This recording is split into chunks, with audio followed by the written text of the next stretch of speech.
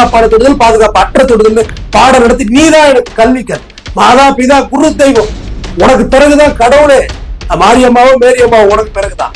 ஆனா நீங்களே இப்படி ஒரு தீண்டாமைன்னு சொல்றதா இல்ல அறியாமைன்னு சொல்றதான்னு எனக்கு தெரியல. கொஞ்சம் அமைதி, ரெஸ்ட் எடுத்துக்க, பதட்டப்படாத, எழுது, பொறுமையா எழுது, இப்போ அவனுக்கு எல்லாம் ஹெல்ப் பண்றோம், தண்ணி குடி அப்படின்னு சொல்லி பாதுகாக்க வேண்டிய நீங்க படிக்கட்டுல உட்கார வச்சிருந்தா இதை விட சமூக அநீதியா நீங்க எதை நெறியாளரை பாக்குறீங்க? சார் வணக்கம். வணக்கம். இன்னைக்கு தமிழகத்துல இருந்த பல்வேறு பிரச்சனைக்குரிய விஷயங்கள்லாம் நடந்துகிட்டு இருக்கு. செய்திகளாகவும் சமூக ஊடகங்கள் சரி, மற்ற செய்திகளாகவும் இன்னைக்கு பரபரப்பா பேசப்படக்கூடிய நிறைய விஷயங்கள் இருக்கு. அந்த வகையில கோவை மாவட்டம் பள்ளிக்கூடத்தில் உள்ள சிறுமி பூ பெய்த உடனே அவங்கள வெளியே தனியா உட்கார வச்சு ஒரு ஒதுக்குப்புறமா ஒரு பண்ணக்கூடிய ஒரு சூழல் வந்துருச்சு. இந்த மாதிரி ஒதுக்கப்பட்ட மக்களும் ஒதுங்கிதான் இருக்கணுமா? இதை எப்படி பாக்குறீங்க? அதாவது கோவை மாவட்டம் கிணத்துக்குட பகுதியில் செங்குட்டோம்பாளையத்துல ஒரு தனியார் பள்ளிக்கூடம் இயங்கி வருது. அந்த பள்ளிக்கூடத்துல 8ஆம் வகுப்பு படிக்கிற மாணவி பூ பெய்து இருக்கிறாங்க. இப்ப பொதுத்தேர்வு நடந்துட்டு இருக்கு. இருக்குல்ல, இந்த மாணவிய சக மாணவிகளோட உட்கார வைக்கிறது. இத்தனைக்கும் பட்டியலின சமுதாயத்தை சார்ந்த மாணவி. இது வன்கொடுமை தடுப்பு சட்டமும் பாய்ந்திருக்கு அவங்க மேல. இவங்க அந்த சக மாணவிகளோட உட்கார வைக்காம பள்ளியோட படிக்கட்டு, வாசல் படிக்கட்டுல கொஸ்டின் பேப்பரை கொடுத்து எழுத வச்சிருக்காங்க. இது எவ்வளவு பெரிய ஒரு சமூக அநீதி, ஒரு அன்டச்சபிலிட்டி. இது அடுத்தது அவங்களுடைய அம்மா, அந்த பெண்ணுடைய அம்மா, அந்த குழந்தையோட அம்மா முதல் நாள் பார்த்துட்டு என்ன இப்படி பண்ணிருக்கீங்க, ஏன் பிள்ளைய மேல உட்கார வைக்கல? இல்ல அது இதாயிருக்கு, பூ பெய்திருக்கு, அதை மேல வைக்க முடியாதுன்னு. அடுத்த நாளே அந்த அம்மா மறுபடியும் போய் கேட்கக்குள்ள கல்லூரத்து நிர்வாகம் மரியாதை இல்லாம பதில் சொல்றாங்க. பிளஸ் பதில் சொல்லாம தவிர்த்தும் போறாங்க.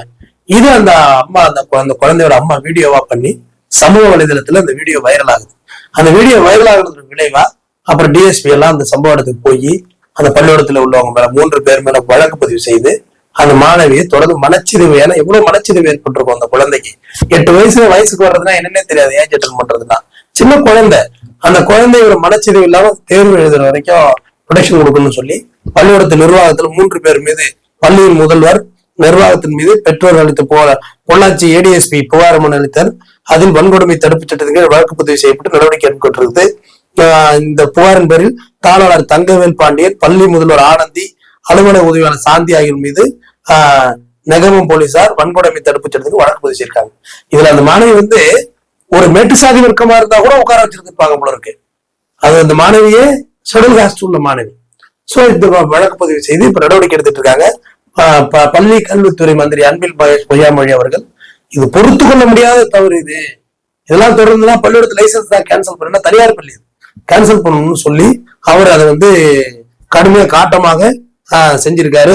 ஏடிஎஸ்பி சிருஷ்டி சிங்கிடம் அவங்கதான் இந்த நடவடிக்கை எடுத்தாங்க. பரவாயில்ல, லேடி ஸ்பாட்டுக்கு போயிட்டாங்க. இந்த அக்கிரமத்தை நேரடியாக பாக்குறாங்க. பார்த்து அவங்க நடவடிக்கையின் பேர்ல வழக்கு பதிவு செய்திருக்காங்க. 3 பேர் மேல தொடர்ந்து விசாரணை மேற்கொண்டிருக்காங்க. நம்ம வழங்கக்கூடிய கடவுள் தெய்வமான மாரியம்மா கூட இந்த மாதிரியான ஒரு பூ பெய்த ஒரு சூழ்நிலையில தான் அவங்க இருக்கிறதுனாலதான் சிகப்பு சேலை கட்டி தான் நம்ம கர்ப்பகிரகத்திலேயே உட்கார வச்சிருக்கோம். அப்படி இருக்கும்போது இந்த மாதிரியான சம்பவங்கள் இன்னும் விஞ்ஞானம் வளர்ந்த காலத்துல இப்படி எல்லாம் நடந்துகிட்டு இருக்கிறத நீங்க எப்படி சார் பாக்குறீங்க? மாரியம்மா மட்டுமே, மேரியம்மா இருக்காங்களே அவங்களும் பெண் தானே. ஆமா, இதுல என்ன மாரியம்மாள் மட்டும் என்ன? நபிகள் நாயகத்துக்கு குறிப்பீடு எழுதுறது அவருடைய மகள் தானே, அவங்களும் பெண் தானே. அப்ப நம்ம தாய், நம்ம சகோதரி, அது உங்க தாய், உங்க சகோதரி, எல்லாருமே நம்ம சகோதரிகள். அவங்க அந்த மாதவிடாய்கிற ஒரு விஷயம் இல்லைன்னா அந்த உலகமே வந்திருக்காது. இயற்கையின் ஒரு அற்புதம் அவங்களிடம் உள்ளது. அந்த மாதவிடாய் காலங்கள்ல அவங்க படுகின்ற வலி, வேதனை, என் கண் கூட எங்க குடும்பத்தில் நான் பார்த்திருக்கேன். அந்த வலி, வேதனை, அவங்க அடையிற மன உளைச்சல், அந்த இரிட்டேஷன். இப்பதாங்க அந்த விஸ்போர்ஸ் ஃப்ரீ நிறைய கம்பெனிஸ் எல்லாம் வந்திருக்கு. நாப்கின்ல அப்ப எதுக்கு நாப்கின், வெறும் கிளாத்தை வச்சு பயன்படுத்தின காலங்கள். அப்ப எவ்வளவு கஷ்டப்பட்டிருப்பாங்க. இவ்வளவு அட்வான்ஸ் டெக்னாலஜி இதெல்லாம் ஒரு இயற்கை தான், இதெல்லாம் ஒரு தீட்டு கிடையாது அப்படின்னு சொன்ன இந்த காலத்துல ஒரு 8ஆம் வகுப்பு மாணவியை நீங்க நிறுத்தி வச்சிருக்கீங்க.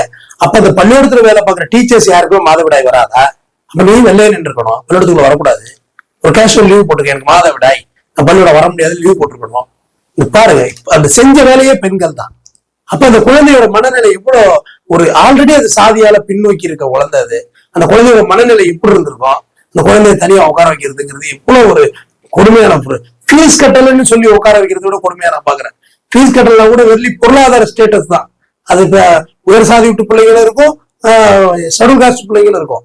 ஆனால் உனக்கு இன்று தலகுனியல் அப்படின்றத அந்த அத்தனை ஒரு பள்ளியோட படிக்கிற பிள்ளைங்களுக்கு மத்தியில அதை டிக்ளேர் பண்ணக்குள்ள அது எவ்வளவு கூச்சப்பட்டிருக்கும் அந்த பிள்ளைங்க. அரசாங்கமே வந்து அந்த நாப்கின் எல்லாம் வந்து இலவசமாவே கொடுத்துதான் கொண்டு வந்துட்டாங்க சிஸ்டமேட்டிக். எனக்கு தெரிஞ்ச டீச்சர்ஸ் எல்லாம் வந்து குழந்தைங்களுக்கு வாங்கி கொடுத்தவங்க எல்லாம் எனக்கு தெரியும்.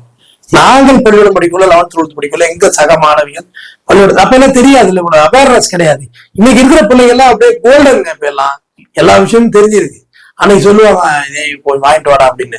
நாங்க சைக்கிள்ல போய் அந்த மெடிக்கல் ஷாப்ல போய் வாங்கியாந்து கொண்டாந்து கொடுப்போம். அப்ப எங்களுக்கு அதுக்கான புரிதல் இருந்துச்சு, இன்று வரை இருக்கு. ஏன்னா நம்மளும் பெண் பிள்ளைகளோட பிறந்திருக்கோம். ஆனா இந்த குழந்தைய இந்த மாதிரி ஒதுக்கி வச்சது வந்து எவ்வளவு பெரிய தீண்டாமையா நீங்க பாக்குறீங்க. எனக்கு வந்து அவ்வளவு ஒரு மன உளைச்சல் ஏற்பட்டுச்சு. இந்த இப்படி இருக்கிறாங்களே, ஏங்க இது வேற ஒரு நிறுவனத்தில் நடந்திருந்தா நான் இந்த அளவுக்கு எல்லாம் எமோஷனல் ஆக மாட்டேன்.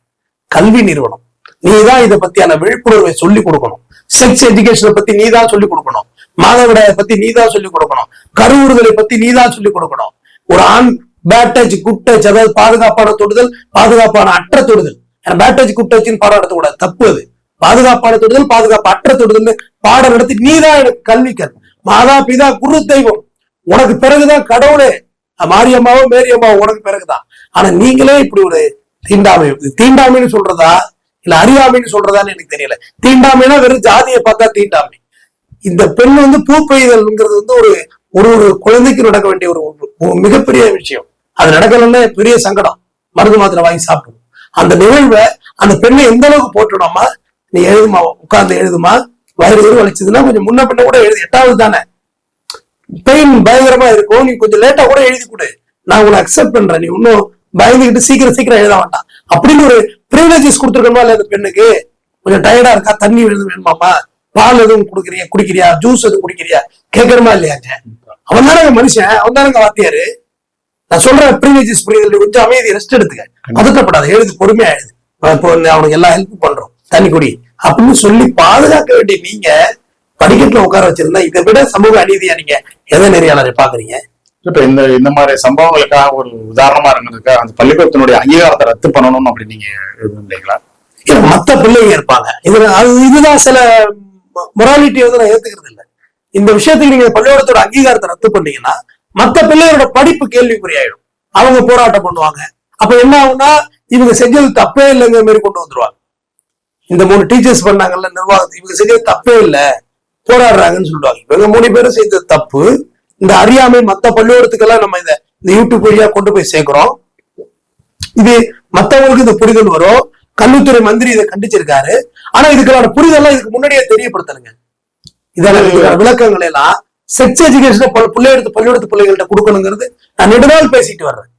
இல்ல இந்த மாதிரியான சாதிய வன்கொடுமை, இந்த மாதிரியான பல்வேறு பிரச்சனைகள்லாம் வந்து இந்த கொங்கு மண்டலம் சார்ந்த மாவட்டங்கள்ல மட்டும் தான் நடக்குது. எல்லா இடங்கள்லயும் நடக்குது. இப்ப கூட தென் மாவட்டத்துல வந்து கபடியில ஒருத்தஞ்ச நல்லா விளையாடுறான்னு சொல்லி பஸ்ல ஏறி வெட்டினாங்க, பசங்களுக்குள்ள நடந்தது. அப்புறம் புல்லட் ஓட்டிட்டுதான் சொல்லி 2 பேர் கையை வெட்டினதா இப்ப ஒரு தகவல் வந்துச்சு. நம்ம இதெல்லாம் பேசியிருக்கோம், அதெல்லாம் பழைய தகவல்கள். கொங்கு மண்டலத்துல சாதியை பற்றி கொஞ்சம் மத்த இடங்கள்ல அழிஞ்சுக்கிட்டு வருது, கொஞ்சம் வளர்றதா நான் கொஞ்சம் கிராஃபம் பாக்குறேன். தென் மாவட்டங்கள் திருநெல்வேலி, தூத்துக்குடி, ராமநாதபுரம், மதுரை எல்லாம் ஏறக்குறைய ஜாதிய போதல்கள் இல்லை. ஆனா எல்லாமே எம்பவர்மெண்ட் ஆயிட்டாங்க. ஆனா கொங்கு மண்டலத்துல கொஞ்சம் ஜாதிய போக்கு அதிகமாக. ஏன்னா ஆணவ கொலை மொத்தம் 3மே கொங்கு மண்டலத்துல நடந்துச்சு.